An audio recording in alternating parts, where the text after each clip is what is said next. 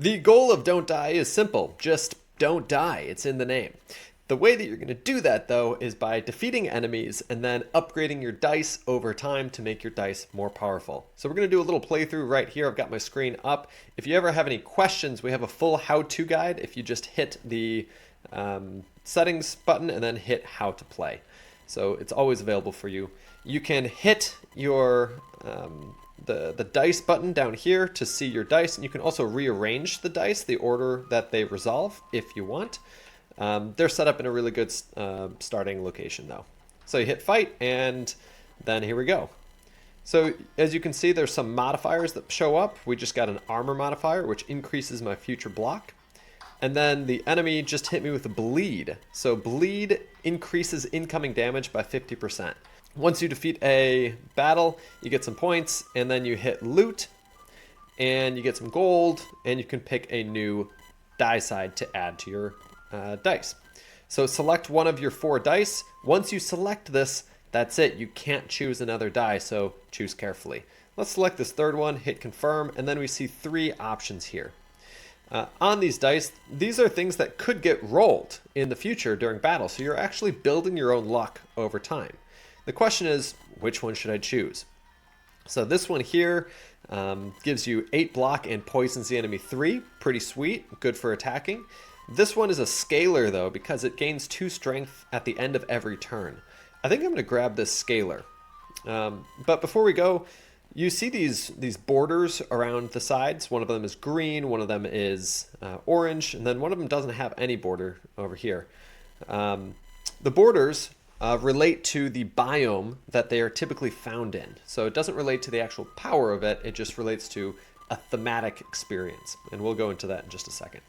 Also, we have these black triangles on this one right here. That means it's a one-time use power. So once it rolls, it exhausts from your dice, it disappears. At the next battle, it'll appear back on your dice again. So let's add this one and confirm. Now it's on my dice. And then we enter the map. So you'll roll for movement here. This is a 6-sided die, but it only has 1, 2, 3, and 4. And the 2s and 3s are duplicated, so you're more likely to get those. So I got a 4 here. One of the cool things about this game is we have time crystals. There's 8 time crystals up here. And if you don't like your roll, you can rewind your roll using time crystals. So say, for example, you're trying to get to a specific location on the map. You can use that. All right, so let's battle. And let's see what we get. By the way, if you run into any issues or bugs, typically just refreshing the browser will work. Your game is automatically saved, so you don't have to worry about that. You can also look at your backpack here. You don't have any trinkets right now. Those are passive effects that'll happen for the future. There are different items you can get. We also have no boosts. Boosts are one-time consumable items that you can use pre-battle. All right, let's fight. So as you can see here, we just got a strength modifier. We're doing some attack. That gold outline on this die means it attacks all. We froze him and he freezes me. Essentially, that just reduces the damage output by 25% and decreases block output by 25%. So as you can see, that's sort of happening. When it shows their attack above their head, oftentimes it'll differ from the actual attack output. That's because the attack above their head, that's their base output, and then the actual thing that they output is usually got some modifiers associated with it. It's just a quirk of the playtesting. All right, so let's get some more gold, and let's get a dice side. Ooh, this one looks pretty nice. Okay. And so the game essentially goes like that. You have a series of different types of encounters that you might face.